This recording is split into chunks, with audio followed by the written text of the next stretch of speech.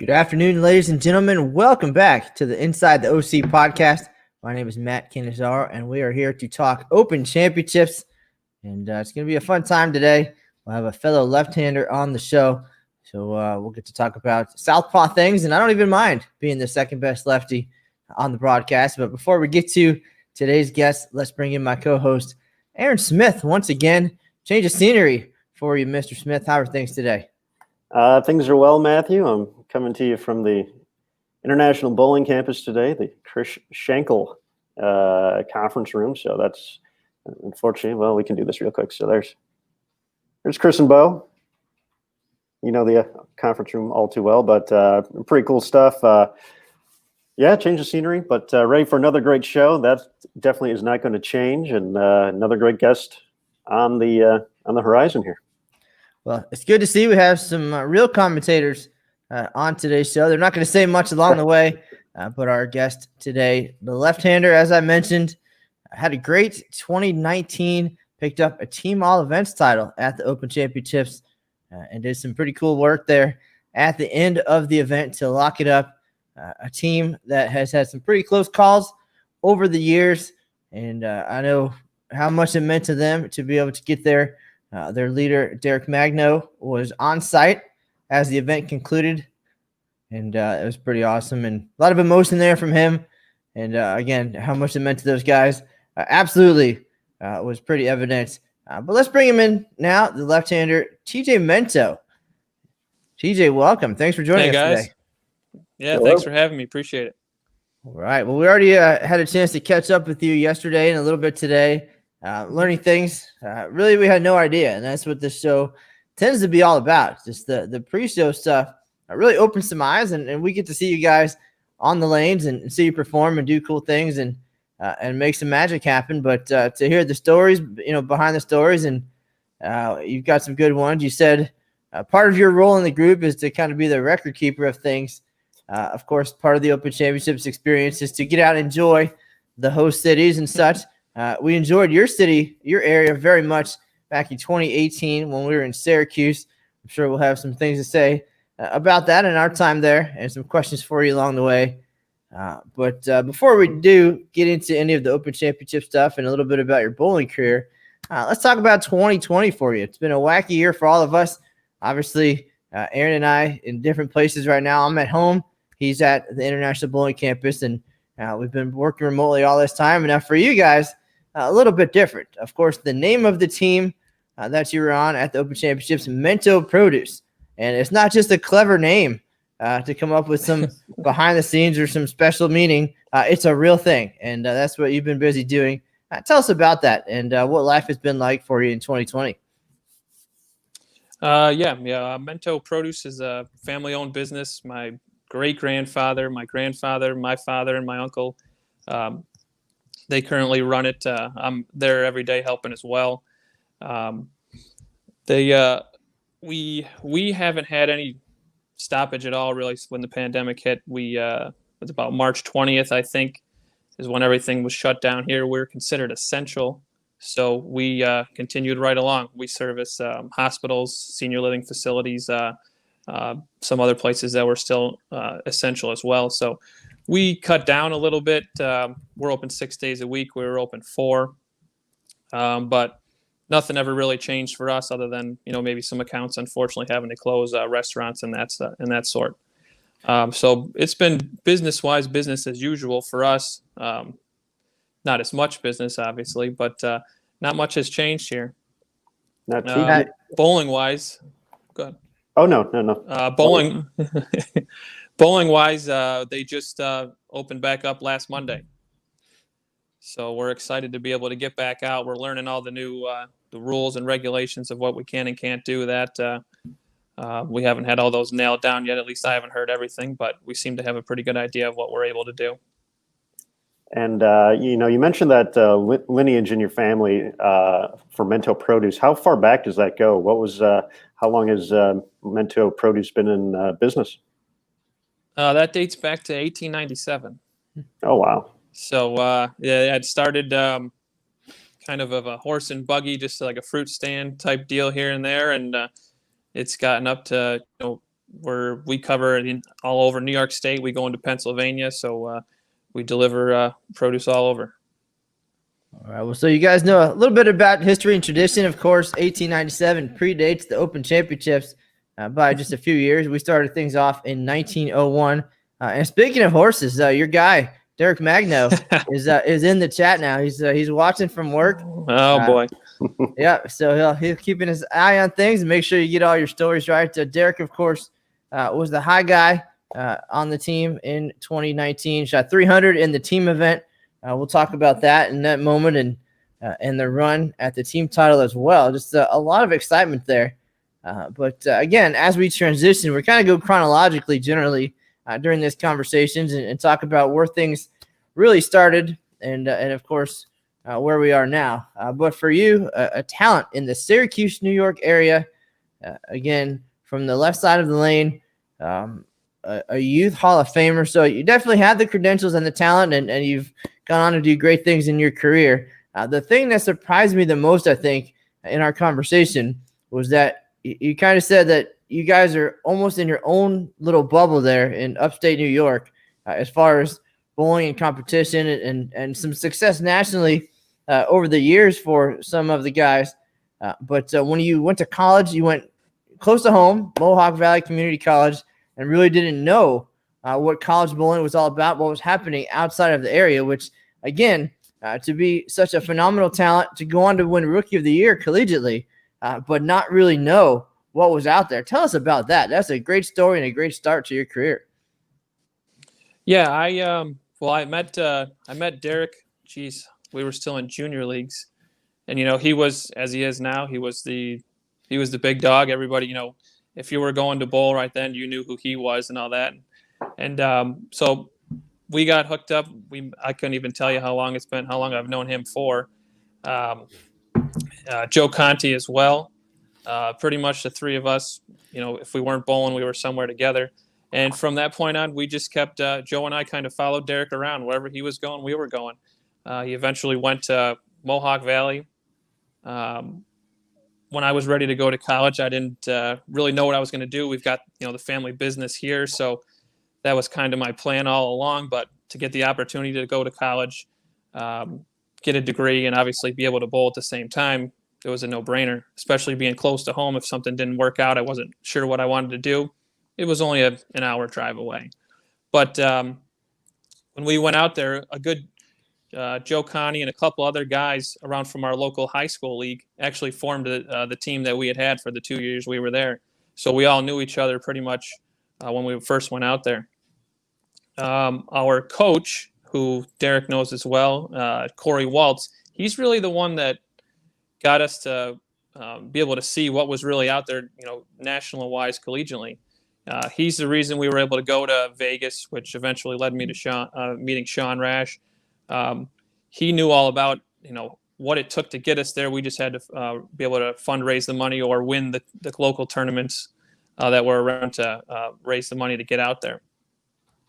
So, thanks to him for being able to do that and knowing that knowledge. But yeah, when I was even the tournaments at Mohawk Valley that what we mostly went to were local. I became an All-American. I think it was my first year, which allowed me to get a trip to the Team USA trials. And we didn't bowl on too many Tier 1 tournaments at Mohawk Valley, so the patterns weren't the toughest out there. And when I went out to Team USA trials, that really opened my eyes and made me realize that whatever I thought I was back home or locally out there was nothing compared to the bowlers throughout the country based on what they were bowling on. And I needed to figure something out and learn quickly so I could be able to try to compete with them. Well, and one of the great opportunities, of course, with the community college route is then the chance to move on to a bigger school to finish out the education. And in your case, your bowling career. I think Sean Rash is probably a pretty good mentor and gave you the opportunity to consider Wichita State. You did say, though, again, that your group in the New York area, very close-knit. So you kind of follow each other and stay together. And another great talented player, Ryan Abel, we talked about, who went to Erie Community College. you guys kind of made the decision together to go to Wichita. You said without him, you probably wouldn't have made the jump. It's pretty far distance and pretty big move for a youngster, especially knowing that your family and the business and everything was back home. But you did it. You went there. It worked out pretty well for both you guys, both on the lanes and now for him. His life is there, his life and his wife and his family. So to talk about that, and that's a pretty big decision, but you had each other. That's pretty special too. Yeah, I knew him a little bit at the time while he was at Erie Community College. And then, like I said, Sean, when we were out in Vegas bowling, he just approached me and said, what have you thought about doing next? And I'm like, I'm really not sure. And he got me hooked up with some of the people over at Wichita. Same thing must have been with Ryan. Him and I took a trip out there. We visited. Ryan and I got to know each other, even better. And yeah, both of us decided to make the trip out. We were, roommates the first year and made our way out there. He actually, him and his wife, Jess, Abel, actually moved back here now. They actually live here. Right. They live about an hour and a half away from us. So I still see him from time to time as well, currently. But to go out there, that was the best decision, bowling wise, and seeing part of the country that I ever made. Wichita is awesome. I would, if I didn't have my family, the family and the business, and my, at the time my future wife back home, I would have stayed there. The people that you met, I mean, that were out there, the Crystal Scott, Crystal Wilson now, Russ Wilson, Nathan Bohr. There's Casey Slaughter. There's people I'm forgetting out there. Obviously, Coach Vadigan, Coach Lewis, all those guys. They're awesome. It's a great city. I loved it there. Now, bowling-wise, you really touched two of the biggest bowling communities that there are, coming from Syracuse and all the history and tradition there, and, of course, the legacy at Wichita State and the fact that it just breeds bowlers, of course, already talented when they get there and then go on to do even greater things. You got the sweatshirt on now, so clearly very proud of that decision and that opportunity. But for being a left-hander, not too many make it to Wichita, and there's a pretty good list, of course, but probably a little bit more rare than in other places. But talk about that aspect of it and then going there and kind of experiencing it from that perspective. Yeah, there was always the idea, or people would say, oh, you're lefty, you'll never bowl unless it's walled or this or that, or Gordon will, you'll be lucky to go and shoot. You'll be there to shoot washouts or something like that would be your job. That I never got that vibe. He worked with me. Coach Lewis worked with me. I had every opportunity to show that I could help the team at any time. If the right was better and those guys had a good look, then that was perfectly fine with me to sit there and cheer and hope they strike away. If the left was good, then it was my job to hopefully get up there and help them out. Well, we do have a couple photos along the way today, and for you, some success at the Intercollegiate Team Championships back in 2006. You made the all-tournament team, and you guys were semifinalists and made a run at the national title. Came up a little bit short in your couple of years there. But talk about this experience and this moment and just being part of that talented group right there and what it means to have had the success that you did as part of that program. Yeah, I had I think it was at Cherry Bowl in Rockford, I think it was, Illinois, is where it was back-to-back years they had it there. And I believe they had Guardian Surface. So I knew at some point, somehow, some way, the right was just going to get torched. And if I could just find something on the left that I'd be useful to the rest of the guys. So, luckily I matched up, throughout the whole entire process, and I was able to help us out. Unfortunately, not enough to win the whole thing, but there was some good teams back then too. I believe Saginaw, I think the year they won, they had Dan McClellan. They had a couple other guys. Steve Novak was on the team. So there was definitely no slouches that we were competing against either. Well, now you were able to kind of parlay that momentum at the Intercollegiate Team Championships in your career to the Open Championships. That's about when it began for you. 2004 was the start of your career at the OC in Reno.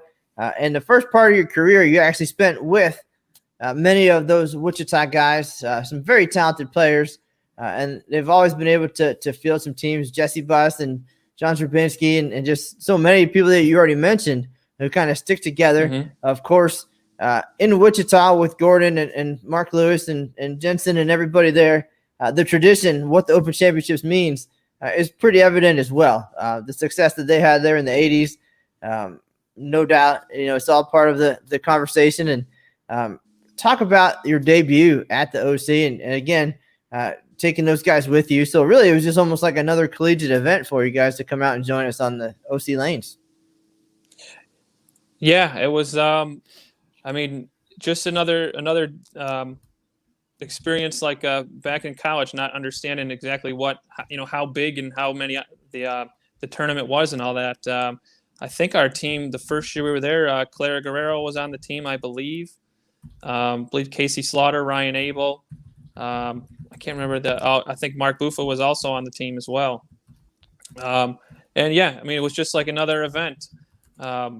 Obviously a very prestigious event, and definitely was nervous. I still get nervous today, and I don't know how many years that is for me, 15 or 16 so far. But knowing that you're going into a tournament, you got 3 events, you got one chance at each one, and you got to make it right, and you got to hope the stars align. You get your breaks when you do, and you got to make the best shots you possibly can for 9 games.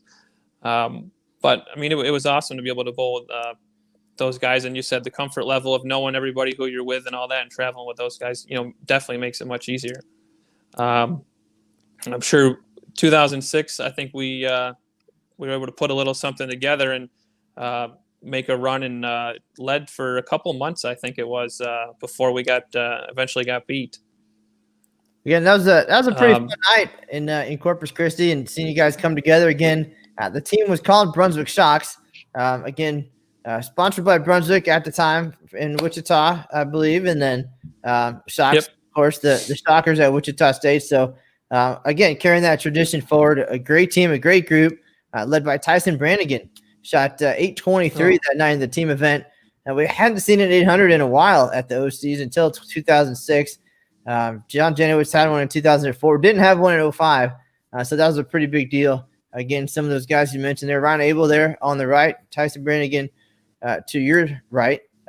So again, that had to be a whole lot of fun for you guys, youngsters coming out and chasing the eagle, going on to finish 3rd when it was all said and done.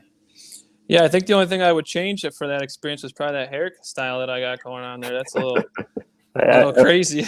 I was going to ask if you can still rock that nowadays. Oh, no, much more reserved now. Got the old pat it down in the front and comb it over.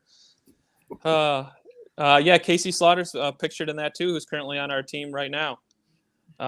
So just goes back to show you that the Wichita, the people there, just because we've all moved on or in different cities and all that, everybody still seems to keep in touch. Now, one of the big parts of that performance in 2006 was a humongous final game, and Tyson getting to 823. And we got the scoreboard here, so a nice little 279 from the left side there. But, what was it like making a run like that? Obviously the collegiate environment tends to, prepare folks for this event. And obviously, being part of a team, it's just fun when everyone's performing like that. But 1261 is, something only a handful of folks in the world have done at the Open Championships. So what was it like for you guys to just go on that run and see the strikes pile up?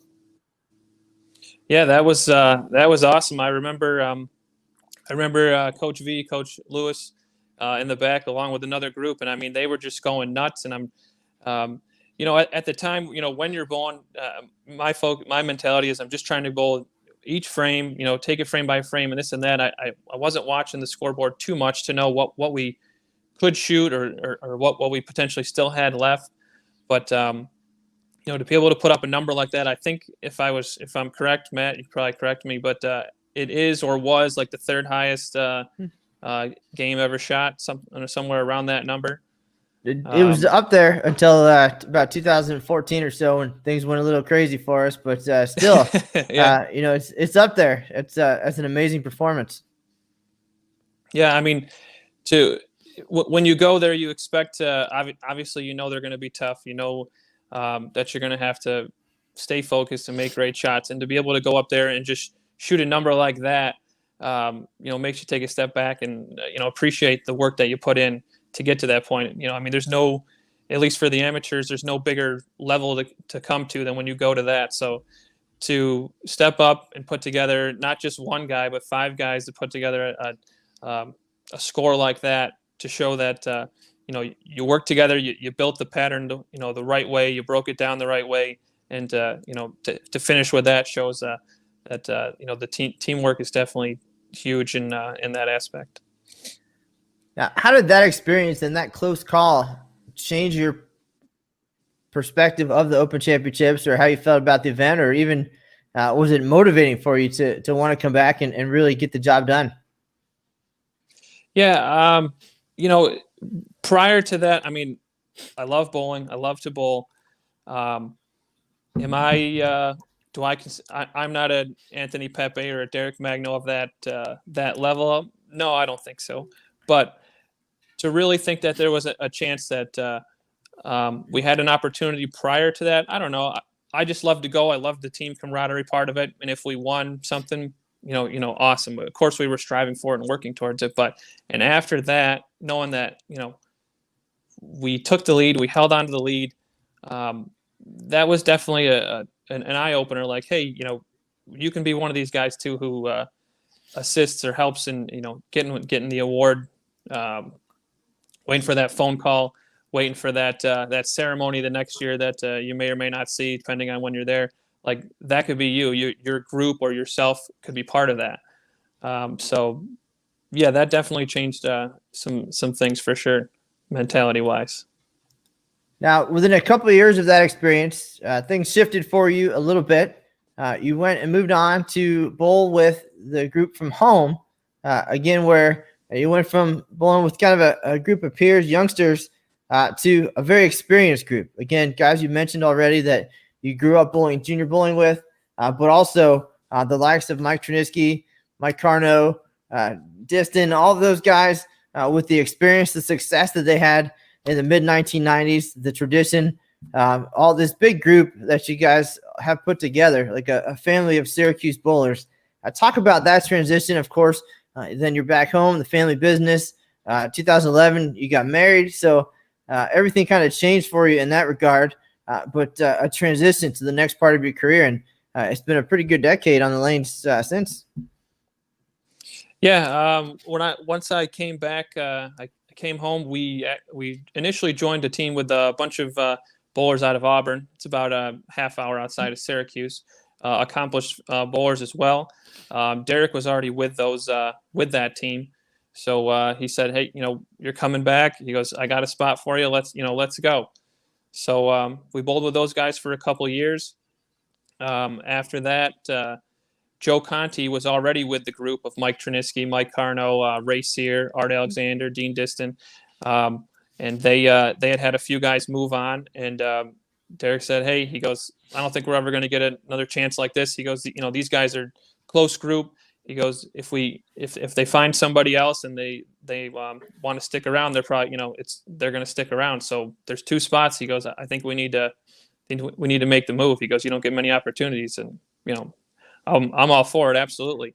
So yeah, we jumped on with those guys, and I mean, every year since we've gotten together. I mean, we've had a great opportunity to win an event here or there, or multiple events. I mean, I think with Joe and Derek, I think maybe the last 3 or 4 years, maybe even 5 years, they've got a number after 2 games with a chance to take the lead in doubles every single year. That goes to show what Mike Triniski, the knowledge and the information that he has for bowling and all that is incredible. He's helped me a ton. He he allows us to go to his bowling center whenever we want, and is available to help us, any of us, anybody on the team. He's there for us 100%. Mike Carno, He's probably he's the best teammate you could ever have. When we won last year, he was the most excited out of everybody there. He probably knew to the pin from the start of the halfway through the second game of singles that we had a chance to win, and I'm sure he was counting every single one.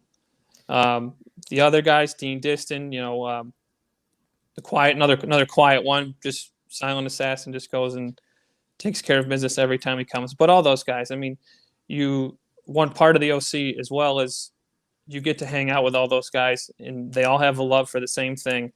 And to be able to bowl with those guys and accomplish something like that is, it doesn't get any better. I think most people, I've watched a couple of your podcasts, everybody enjoys winning the award, the team award, the doubles award, with someone else, because it just shows, that you're sharing something that's so special. Well, we know that in a lot of cases, it is a two-team effort, 10 guys coming together, working together. For you, you have had a couple left-handers over the years, and I think that's something that's very important as well. I mean, you can't be out there necessarily by yourself. You just need just to communicate, even just to have some help out there. And over the recent years, you mentioned Art Alexander as a help to you. He and Joey Prochaski had success at the Bowlers Journal. You mentioned Joe Conti and Derek Magno making a run at doubles in Reno. So a lot of success, a lot of close calls there, good communication. Talk about that aspect of it and being out there and just being able to have those extra eyes and just being able to work together. And then we'll talk about, of course, the addition of Anthony Pepe in 2019 to really round things out for you. Yeah. So, I mean, when you go out there, and I'm sure you hear all the good teams talk about it, they all have a game plan of what they're going to do.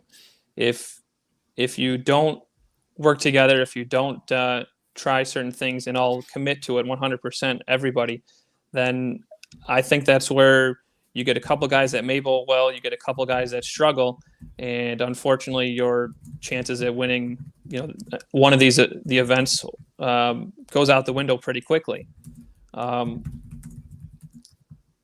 Committing to, I mean, when we make our trip out there, the first day's out probably there for a little bit of fun, but after that, we kind of follow. We're good friends with Mike Rose, and I know his group, when they go out there, they're all business. They may have a day to hang out and get together, but when they go out there, they'll sign up to bowl every squad for the Journal, and they'll practice on there. Yes, it's not the same set of lanes that you're going to be bowling on when you bowl doubles and singles, but you get an idea of what potentially you could expect. So they'll bowl there all day long. We tried to adapt or take that in as well and do the same thing. Usually, Mike Ternisky's got an idea of what he may or may not have heard, or just based off of last year. In my opinion, the last couple of years have been relatively close pattern-wise. So you have an idea of what how you want to start and how you want to play him. On the left, having Art was he's amazing. I think I helped him maybe a little bit, but more or less just as long as I didn't get in his way. That was all my goal was. Same thing with Pepe. I mean, he was awesome to step in for our first year. Awesome guy, very quiet again, but obviously very knowledgeable. I mean, dude's a machine. But to really, I think the key was, absolutely, just making sure that we had a game plan, stuck to it, and communicated, whether it was moves or ball changes, this and that, whether we thought it was the right move or wrong move, but just talking about it just to get all options out there. Those are key when you're going out there, I think. Now, that's quite the group. And obviously, Matt kind of alluded to the accomplishments of some of the guys going back into the 90s and since then too.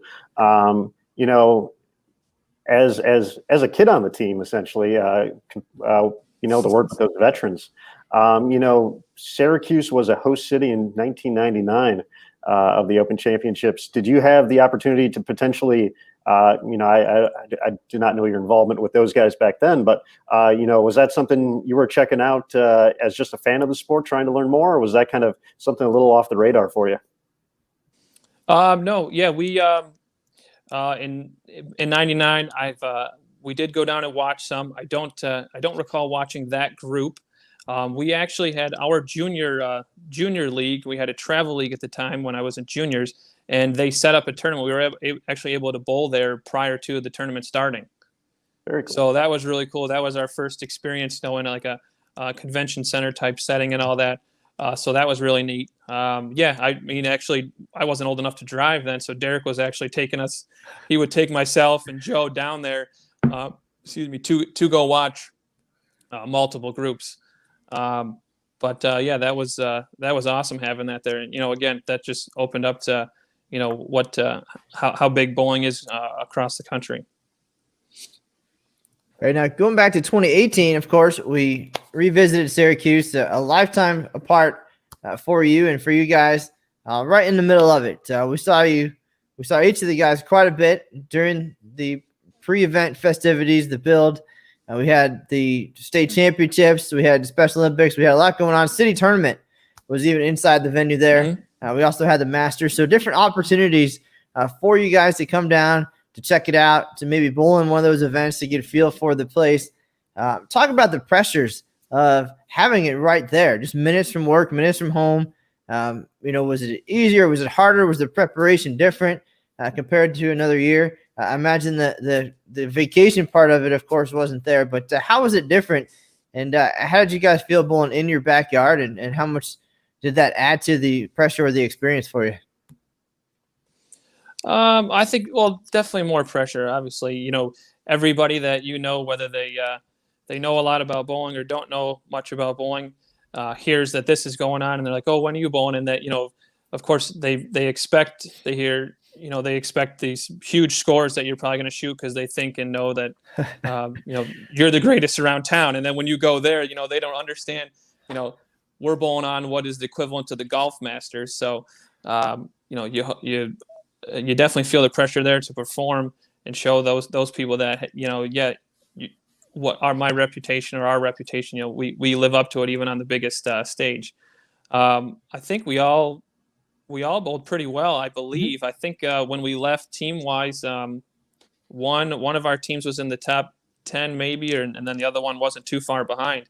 It was a good trip it wasn't really a trip, but it was a good outing for all of us. It was great to have it here. We definitely spent a lot of time down there. I remember I'd go from work just out there because I start work early, so I get out in the early afternoons. So I'd spend a few hours out there before I had to make my way home. But it was awesome. I was like I was telling you guys prior to, I wish they would consider the East Coast or even our area again. We loved having it here. We definitely had an awesome time out that way, and I did. Aaron did as well, maybe for different reasons and different experiences, but certainly we met some great people out there as well. Fran Fereno, who is in our chat right now, dropping in. She was a great help to us at the tournament, and she was hoping to see some Buffalo Bills attire rather than the Shockers, but we are here to talk about bowling. We don't want to had that on yesterday, Fran. But definitely awesome, a great.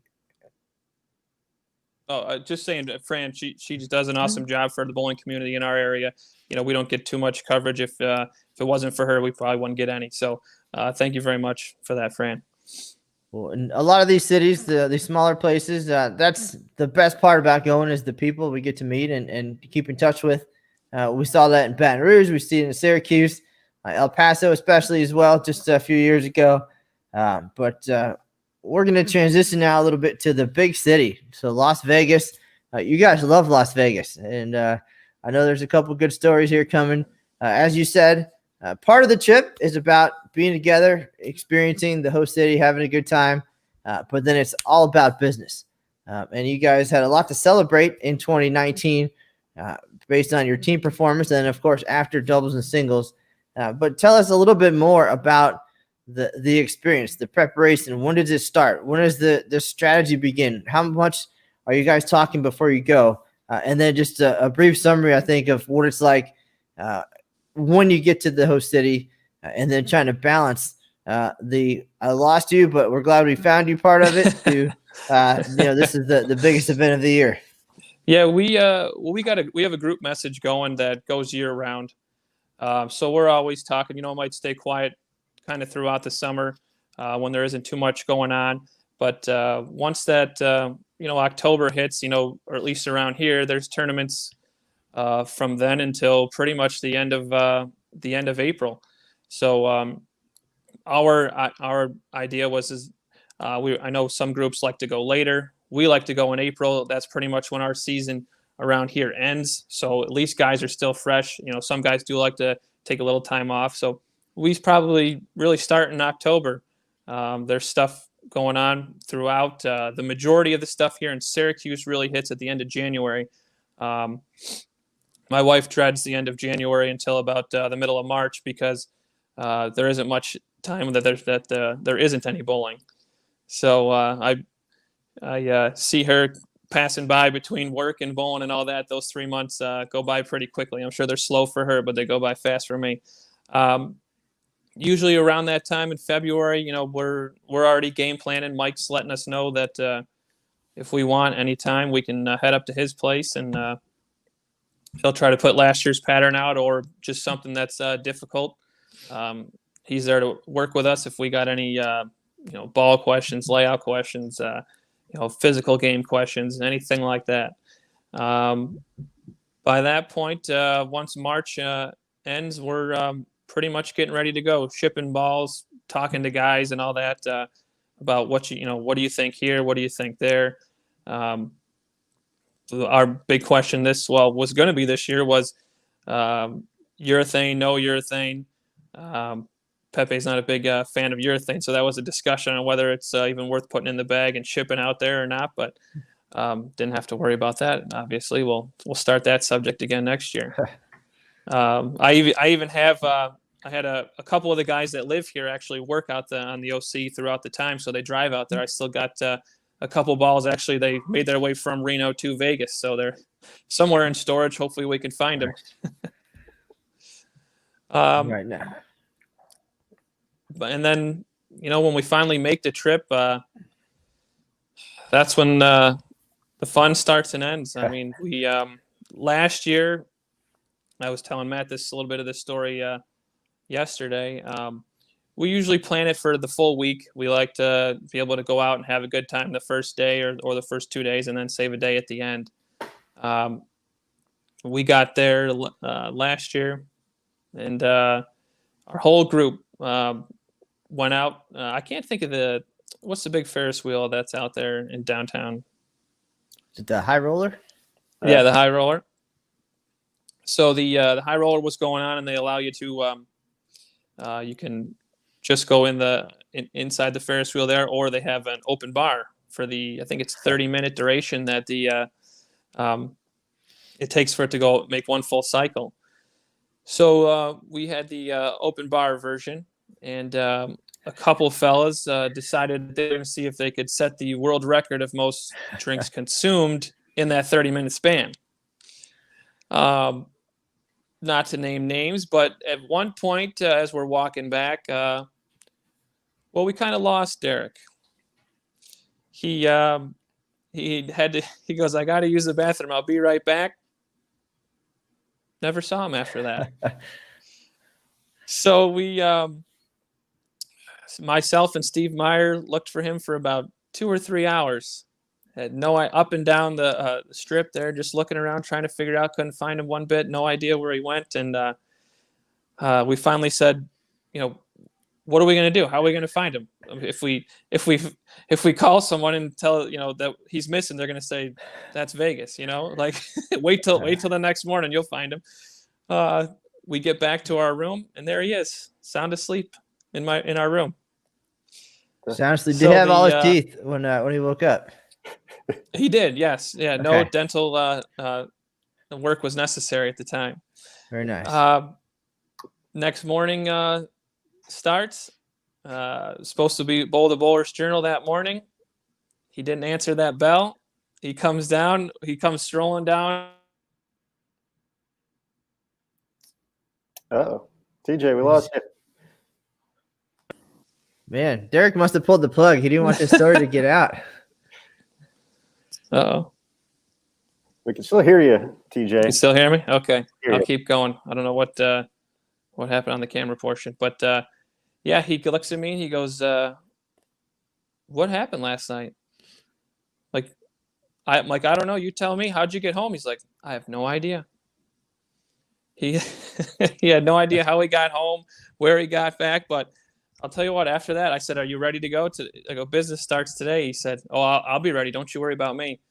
And I mean, the rest is history, pretty much. Yeah, the Derek, the buddy system is important. So moving forward Yeah. there. I'm gonna try and I believe Matt, are you working to fix this?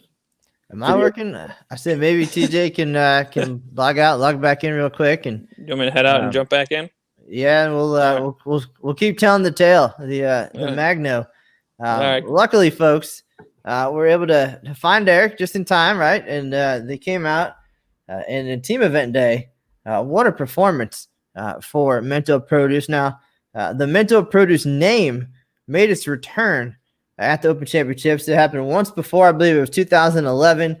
So what better year to win the event when you get your company's name on the trophy? Pretty awesome. But the guys came out. They made a great run in the team event. Derek shot 300. It was the third of 12 for the year. An awesome moment there. Very special again for those guys, a supportive group, all working together, all communicating. They did not get into the top spot in the team standing. So kind of a bittersweet opportunity there to make the run, to feel the excitement, but to get the 300, to share that moment. We'll talk about what it was like to be in there. But Aaron, we do have that video, I believe, to share, hopefully, of Derek's 300. And we can take a look at that and get some thoughts from TJ now that he's back. Of course. Give me a quick second. We'll have that right up. TJ, welcome back. Yeah, thanks. Sorry about that. I'm not sure what happened. Technology, but we made it through. We were just talking about the fact that we successfully found Derek in time for the team event to go as well as it did. Again, a run at the lead, so the bittersweetness of it, the excitement of trying to get there, the 300, all of that. We'll talk about the emotions of that, and again, even without taking the lead, it's still a great head start for team all events, which of course is what you guys went on to win. But TJ, tell us about being in the settee area and in that moment, doing the math. I was there. We all were there, kind of counting it down. And then to not get there, but to experience the 300 at the OC, pretty awesome. Yeah, I mean, that was he actually called it. I think in the second frame, I think there was myself, him.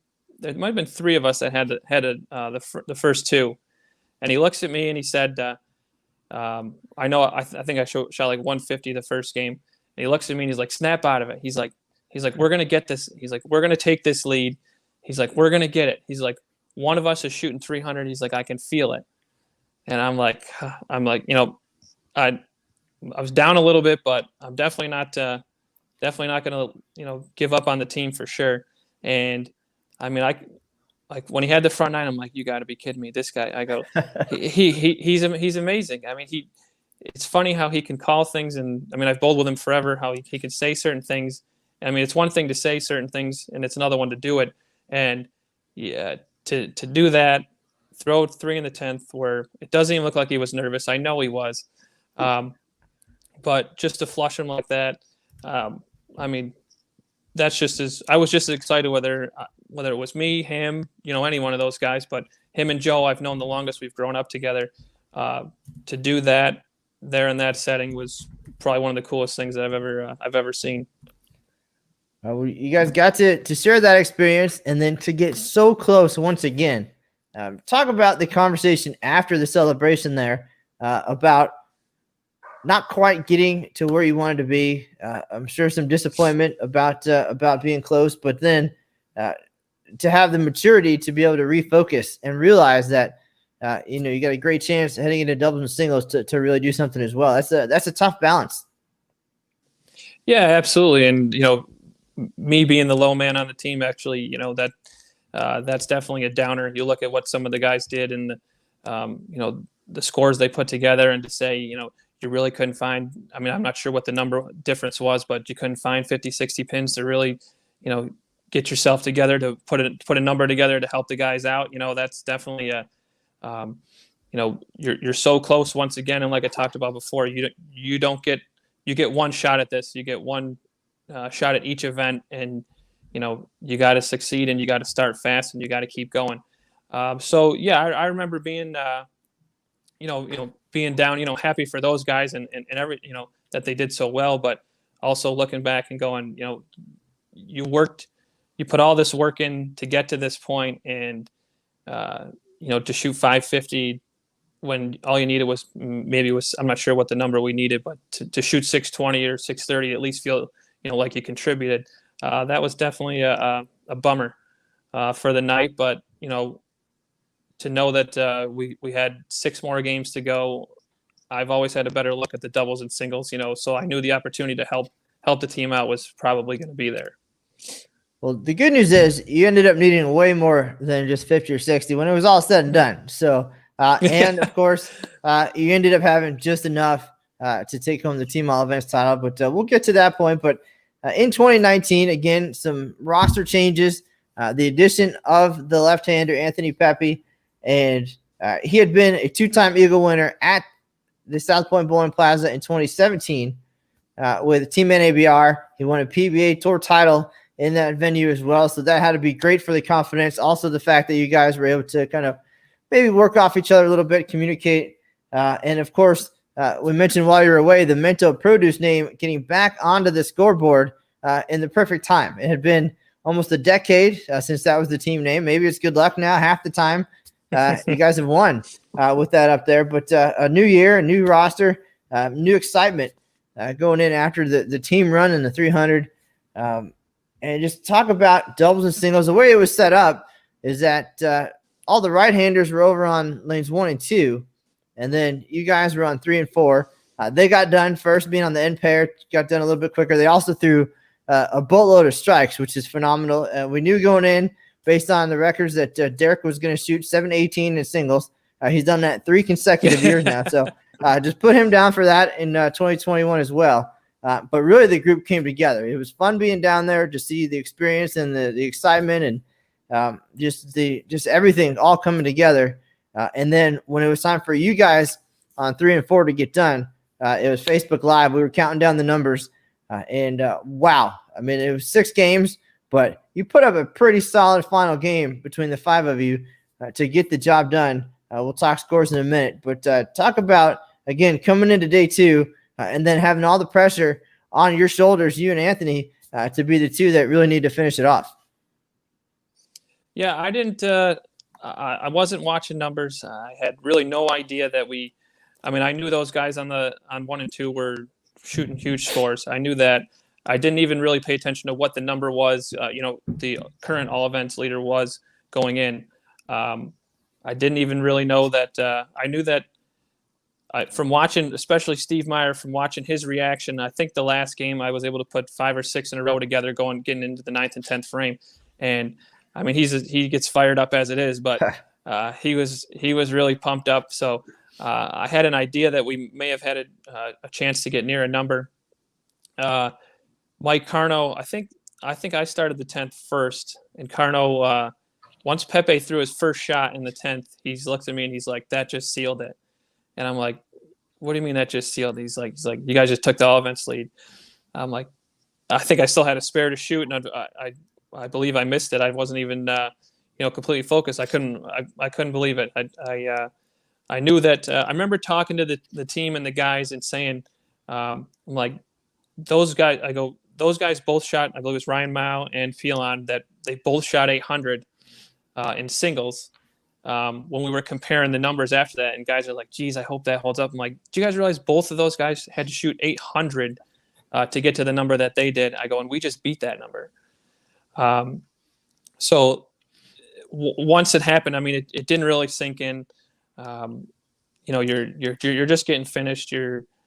I'm thinking about some of the shots that could have or couldn't have been, what moves I could have made, trying to think of for next year, remember this and all that. And then finally, once you're putting your stuff away, you realize, holy cow, we just took the lead. And this dream of Derek and Joe, every time we take our trip out, we say, we're going, I'm sure we're not the only ones, but we go eagle hunting, and to finally put yourself in a position to finally get it was pretty awesome.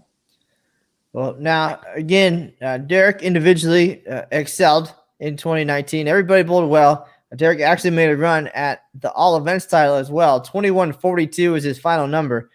For those three right-handers on the end pair there, nearly shooting 800 combined in their final game of singles to really get the momentum going. And there they are. There's Anthony, first one on the left. And then, of course, TJ Mento, Steve Meyer, Derek Magno, and Joe Conti Jr. But needing 1,200 plus in your final game. Again, you didn't know the numbers. You weren't watching. A lot of bowlers do not. There's a lot going on even for us in team all events. We're doing the countdown, so we knew that it was going to take 1,200. And I kept watching the video yesterday. Like, did I get that wrong? Like 1,200. That just sounds astronomical. Like, did I mean 1,000? But it was 1,200 plus to get to the lead. They shoot about 770 for their three games. And then you guys needed to finish that off. And holy cow, again, just watching it, just to say it out loud, 1,200. And you did it, and with some room even. And as you mentioned, Anthony stepped up. He delivered in the 10th with a double. You had a little bit of a letdown there in your final frame with the open. I believe it was the 4-7 that you had chopped. But you did it. That's the important thing, is you got there. But I imagine, again, we talked about, you felt a little bit responsible being the low guy on the team. Somebody has to be the low guy. Nobody wants to be. And then, of course, the open frame to finish things off. So individually, personally, bittersweet, I imagine, for you to know that you could have done more. You wanted to do more. But, again, at the same time, that you're there. Talk about that final game, the final day, the feelings of coming off the lanes, knowing that you guys got to where you wanted to be, but it could have been more, and then you had to sweat it out for a few months. This is only April that this happened. Yeah, this same scenario back in 2006. You're done. We took the lead. That's great, but you still got May, June, and July to go. So to sit there and have to get on the schedule, find out who's bowling when the teams are coming. I remember back in 2006, I think the only way to watch, obviously you can't watch now, but I think then they had like a camera where it was only stills that you could see.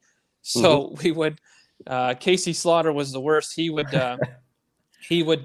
just all times of the night, just checking scores, this or that. And then you're trying to zoom the camera at the exact right time and angle and all that to see what team shot. We used to just mess with him in the middle of the night and be like, oh, we lost, we got beat a team number, and he'd freak out. But to have to sit there for 3 months and A, hope nobody beats you, B, know that if we did get beat, it really rests on my shoulders, that seeing as I was the low man, and there's obviously pins that were absolutely left out there. So that was a pretty strenuous 3 months for sure. That was when a buddy of ours, Jeff, he's a huge numbers guy, statistics guy. I remember when Team Nabar was bowling, and he was literally counting down their max score the entire third game of singles, letting us know what they had left and if they could beat us and all that. That was just it was brutal.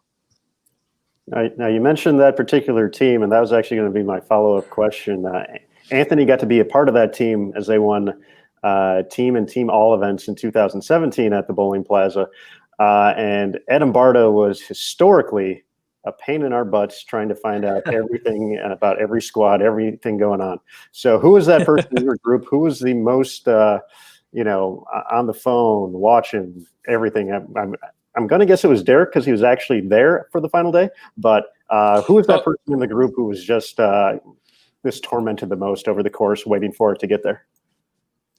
Oh, well, Derek's definitely up there. I again would say Mike Carno. He's the numbers guy. He's the guy that puts this all together. And like I said before, he's probably, if there's a definition in the book for teammate, he's it. I mean, he was so excited that we took the lead, and he would text me or the group or this team's bowling tonight or this, that, or guys that we didn't even know, but he knew some sort of statistic about him of why they had an opportunity to take the lead. Between him and Derek, yeah, absolutely. The two of them going back, figuring out who's bowling when and where. That's all. I mean, every night my wife she'd get upset because my phone would be blowing up throughout the middle of the night. They'd be talking about frame by frame, this guy did that or this or that. So it was definitely a crazy 3 months time period. Well, now, this next story I'm going to ask you to tell, this is going to be the part that we clip out and use in our refresher next week to let the folks know that you're on the show. When Higgy's Aquarium bowled in Vegas, of course, going back a handful of years now, Dan Higgins and those guys are solid performers. They're always in the hunt. Some runner-up finishes. They got a couple titles now. They took the lead in the team event in 2019. That's absolutely had to be one of the teams you guys were watching and worried about. And at the same time, it's baby time. Your wife Joy is gonna have baby Blake. The timing, interesting to say the least. But tell us that story and those couple of days for you. And this is definitely getting clipped out. Yeah, she. So Higgy's Aquarium takes the team lead, and like you mentioned earlier, was a huge number. And I'm sitting there going, there's no way. I mean, the talent that they have plus the number that they already shot, how is it? There's no way that they're not going to pile on numbers at doubles and singles. I thought the pattern was much more scoreable than team, and like I said, the talent that they have, it's a given. So the next day they're about to bowl doubles and singles. I believe they bowled it was somewhere around the 11 o'clock squad, 11:30 in that time frame. And I'm at work in the morning. My wife calls me and she's like, "I think we need to go to the hospital." I'm like, "Okay." I mean, you got 8 months to prepare for all this. This is our first child. You think, yeah. The times, you got time, I got time, and all of a sudden, boom. I'm like, okay. So I'll run home. We go up to the hospital. We're sitting there, and their doctors are checking her out, this and that, and all of a sudden they're like, "All right, you're having a baby today. Let's go." I'm like, "Oh my God!" I'm like, "We're gonna have a baby. I don't know if Higgy's Aquarium's gonna beat us. We're gonna lose, but we're gonna have a kid." I'm like, I don't know what to think. So, I'm sitting in the they're prepping her, and I'm sitting in the waiting room, waiting to be called in, and I'm watching on my phone. I'm watching game 1 of doubles, and those guys are just going off, and I'm like, oh God, I'm like, it's exactly what I thought. So all of a sudden they call me into the room. Blake's born. Now it's a whole change of emotions and all like that. I'm excited. I'm scared now because I'm a parent. I'm scared now because we're going to lose, and I know that most of it's probably on me. And we finally come back to the recovery room where things have calmed down. I've realized Blake's here now. Joy's okay. I'm like, I got to look at my phone. So I look, and I can't tell you how many text messages we have from the group. And I'm reading them, and I'm like, oh my God. I'm like, she's like, "What's wrong? Are you okay?" I'm like, "Yeah." I'm like, "Oh, I'm okay." I'm like, "They didn't beat us." She's like, "What do you mean?" She's like, she's like, "This morning you said there was no way that was going to happen." I'm like, I don't know. I go, it's somehow a miracle happened. I go, Blake was born. I'm like, we still have the lead. And I think they bowled was it end of June or yeah, it was June 17th that they bowled. So yeah, it was pretty close to the end. Yeah, and I hope you know that answer.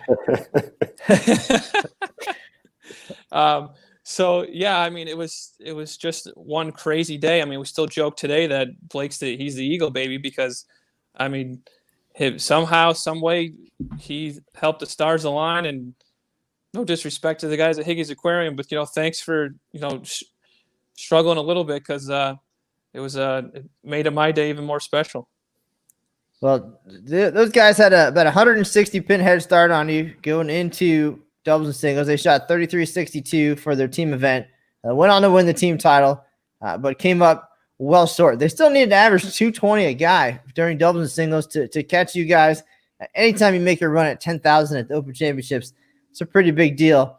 You guys shot 99.83, and they came up about 225 pin short. Mm-hmm. So, nothing to worry about after all. But it was very nice of you to give Blake the middle name Higgy after all that. So, the funny about the Eagle baby though, because Ryan Mao, after taking the lead, also just had a son as well. So you guys are kind of similar in that regard, and a little bit different than Adam Barta. He likes to celebrate afterwards, and so his Eagle baby comes as a result of the celebration. And you guys, it kind of came as part of the process, and of course, Blake able to be there for the receiving of the Eagle, which is pretty cool as well. Yep. But man, I love that story, and pretty awesome. But still, even at that point, you still had to wait it out. It was almost a month to sweat it out. You never know who's going to come in.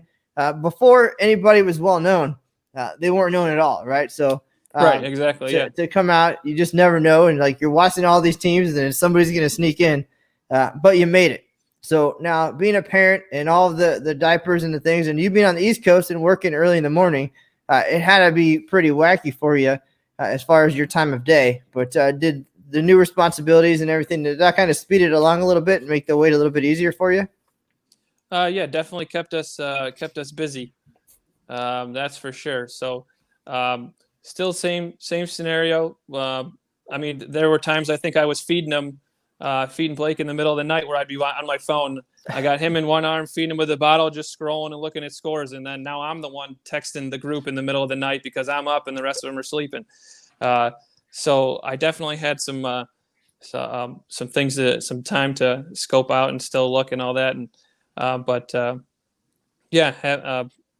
time pretty much flew by from that point. Once we, like you said, once Higgy's Aquarium was done, we had a little bit of a sign of relief, but we definitely weren't going to party or have a celebration or anything like that until Derek was down there, happened to be in Vegas watching the last ball. I mean, we weren't going to, we all were unknown at some point until a few years ago. So obviously that could happen at any point. Well, now having Derek there in person was awesome. Saved us a phone call as well, so didn't have to pay the long distance on that. But to see the emotion from him, and then to hear about communicating with you guys, Fran was on top of things as well. She was ready with the photos and the story as soon as it was official. But when it was over, when it was finally done, you got the call, you got word from Derek. To be able to do this, not individually, but as a group with some of your best friends and some guys you look up to, I imagine the reception in the Syracuse area was pretty phenomenal as well. Talk about finally being a champion at the Open Championships, what that means to you and your friends in your career. Yeah, I mean, you don't, like I had said before, Derek and Joe have, I've known them half or more of my life. So to meet them, to jump into something that the three of us both love to do and have the passion for it, and for that duration, and to know that once we make our way out to the OCs and we've been out there to see what it's about and the prestige to do it, and then to be able to do it with those guys, with guys like Mike Triniski, Mike Carno, a group like that who's done it before as well. I think we use the term, it's the Super Bowl of the amateur side of bowling. You get one shot at it, and to be able to be a champion at that, and to walk around with the little eagle next to your name every time you show up and all that. I mean, that's basically what we strive for every single year. So, to do that, and with a group of friends, I mean, I think, in bowling or any sport, to do it as a team, to achieve something that that the person to your left or to your right wants to do it just as much, that just makes it as more special than anything. knowing that it took 10 of us. It took 10 guys to get this title. Just because 5 of us have the award. I mean, you don't, especially in the way you have to break them down. You don't. I don't think we can sit here and say that we won the all events title without those other 5 guys doing their part and also working together. So there may only be 5. There'll be 7 Eagles on the board now, but there's really 10 when it comes to a team, the team side of it. Well, there's a photo of the team, the Eagle presentation in Syracuse. Anthony not there. He lives actually a few hours away, closer to New York City, so he had his own Eagle celebration. But man, just to say it out loud, is that kind of where it clicked for you, or has it not even clicked yet? When you get back to the event, a lot of the champions, it happens at different times, like when it really sinks in what this all means. And there's still a lot more to come too. Things that you guys missed out on in 2020 as a defending champs, you'll still get the experience in 2021. But what are the feelings? And when you think about it and talk about it, or have you not really gotten to that point yet where it's just totally not real yet?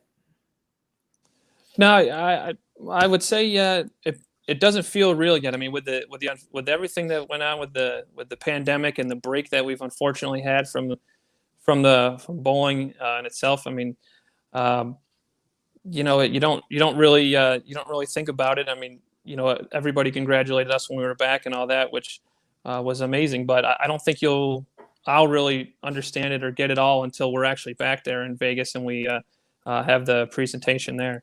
I mean, I think that's when it'll really hit. Or when you walk around and you're like, just a year ago we were here, we did what we set out to do. I don't think it'll really hit until we're there again. You guys are going to head back to Las Vegas at South Point where it all happened. There's a lot that goes into being a defending champ. What are you guys most looking forward to about the experience? Of course, there's going to be the preparation and there's going to be the fact that you're going to be world famous walking in the venue, but there's banners and awards and as you said, the designation on the scoreboard. But what about the next parts of this process are you most looking forward to? I want to see that eagle next to my name. You go there every year, and that's what you want to see. I mean, when you're going there and you're looking around to see who should I watch here. I mean, that's the first thing that you, at least that's what I look at. Okay, is there any guys who have eagles bowling on this pair? Because that's what I'm going to go watch first if I don't know anybody. I would. I mean, that and just the whole experience again with the group, being able to be with those guys again, and just that week, I guess I would say that we're there hanging out together. I mean, I really enjoy that time, whether it's on the lanes, off the lanes, but having everybody there, knowing where they're all there for the same goal and trying to achieve it again, just gets me pretty pumped up. I'm ready to go now. I can't wait till we can finally get back to bowling. Don't forget to order Derek the little backpack with the leash on it, so you don't lose him this time around. Oh no, this year we're going with Find My Friend. He's going to be right on there. The whole team's going to have him too. He's going to, not just me, everybody's going to have him locked down, and we're going to know where he's at. And speaking of that, we've had a very interactive chat on Facebook and YouTube, so be sure to check that out when the show's done, TJ. But your teammate Steve Meyer dropping in, definitely a goal for 2021. Oh yeah. Yeah, but Steve needed new shoes after that walk, by the way. So Derek still owes him a pair. But I know we have some Syracuse-themed questions to kind of wrap things up here. But we had one other comment pop in the chat that I wanted to learn a little bit more about. I believe this is the Tina Williams, just standout bowler, now on the USBC board of directors, and she had a question, or more of a statement actually. So she asked, "It's been 15 years." You can certainly afford a new sweatshirt. So what's the story with the sweatshirt? Well, I think that's just her giving me a couple jabs. She went to West Texas. I went to Wichita. She was actually the female rookie of the year the same year I was. So I haven't seen, unfortunately, haven't seen Tina in a long time. So I'll make sure, hopefully I see her soon. And this is a sweatshirt that I have on. Well, very good stuff. Bowling brings us all together. Lifetime friendships, college bowling especially. So it's all good stuff. And we mentioned earlier how much fun we had in Syracuse. So we've got a couple of Syracuse questions for you. Sure. Not sure if you saw it along our way, but in part of trying to tell the folks what to expect in the Syracuse area, we did a little bit of a pizza tour as well, kind of ranked the pizza in the area. So from the local, I miss my guy Vinny over at Pavone's downtown. But as a local, what is your number one spot for pizza in Syracuse? Well, you said it, Pavone's. That's it. Excellent. I think they only have one. I think they maybe two locations left. But if I'm in the area, that's the absolute place I'm going to. Well, if I see an airline special at any point, I'm flying in for lunch. Absolutely miss it there. Miss those guys and many other things. My other question was about Dinosaur Barbecue, of course. That was a big one. It's been on TV. Everybody talked about it. Is that one of the places? Do the locals steer clear because it's filled with visitors and tourists, or is that something that you guys enjoy as well when you can? No, I think the locals still hit it up pretty good. It's not. I mean, I like barbecue, but it's not a place that I frequent. I will tell you they have the best mac and cheese that I've ever had. So if you didn't try that the first time, hopefully we got another tournament here sometime in the near future. You definitely got to try that. Well, definitely talk to your folks. Get back in the bid process. I'd be happy to hang on a few more years till retirement if it means we get to go back to Syracuse. Aaron, any thoughts on the Salt City for you before we wrap things up? We were talking about it prior to the show. Just I really enjoyed my time. My couple of months there in the area reminded me a lot of home. I just dug so much of the city. The downtown was cool. I thought one of the interesting things was, I'm not going to lie, I might have ventured to a bar or two while I was there. And the thing that really caught me off guard was there was a few that were just like in the middle of a neighborhood.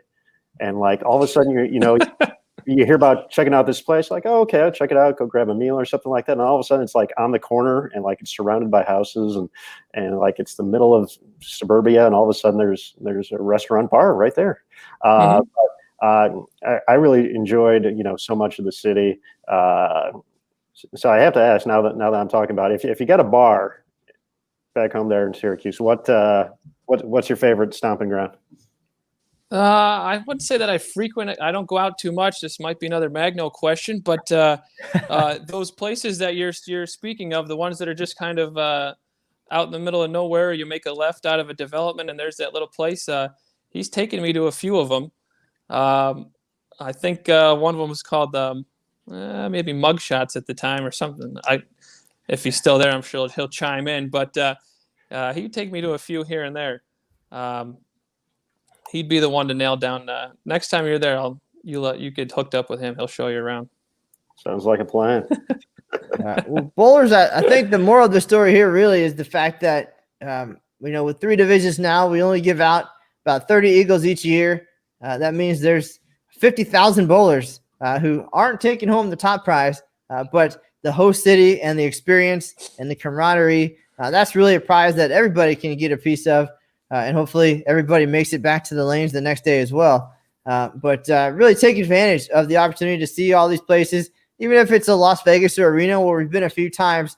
There's always new things. There's always new ideas. Check it out. Talk to the folks. Talk to us. Aaron Smith and I, we have different ideas, have a good time out in a host city. So certainly can get a pretty good balance there. But TJ, we appreciate the insight there and hoping to get back to Syracuse sometime. And we'll definitely help keep an eye on Derek when you guys are back in town for the title defense as well. What's next for you? What's coming up? Bowling Center's just reopened, as you said. Rather than going to Lakeview Lanes just to have a great dinner, now you can get some bowling in as well. But what's coming up for you as we get rolling here and get ready for 2021? Yeah, I mean, that's kind of up in the air. I mean, bowling is open. So we had a league meeting. We have a sport league that most of us around town will jump into, but I don't know what that means tournament wise yet. There's some discrepancies on whether they can build partitions from the ball returns to the set tee areas. If they do that, that'll allow them to use every lane. If the center chooses not to, I believe they have to use every other. So I don't know how that's going to work tournament-wise with moving pairs and this and that. So really, unfortunately, the only thing to really look forward to right now is just the local league bowling. Hopefully, as time passes, I use golf as an example. I like to play a little bit in the summer. When golf opened back up here, it was one person in a cart. You had to follow 6 feet, this and that, and that's kind of eased off a little bit. Now you can ride together in pairs, and so hopefully the same thing happens with bowling. I mean, maybe it's a different story in October. I'm not sure, but for now, just looking forward to getting back to league and getting up to Mike's place there and hitting up the ice cream shop before it closes and getting some games in. All right. Well, great insight there, and looking forward to seeing what you guys have in store for us down the road. Aaron Smith, any final thoughts or questions before we say goodbye to Mr. Mento?